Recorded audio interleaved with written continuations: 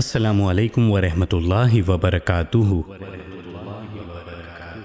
In today's episode, we will learn about how the crow taught to bury the dead people.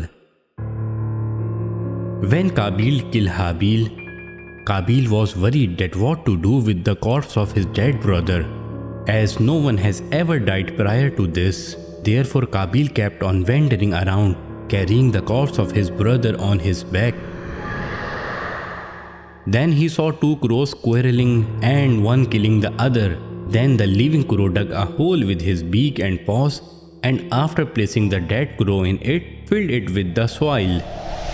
From this scene, Qaabeel learned that the corpse should be buried in the ground. Therefore, he dug a cave and buried the corpse of his brother in it. The Holy Quran has described this event in the following words. So Allah sent forth a crow raven, scratching the ground to show him, the killer Qaabeel, how to hide his brother's corpse. He said, "Woe to me, I was not even capable enough to be like this crow, so I would hide my brother's corpse." And he remained remorseful.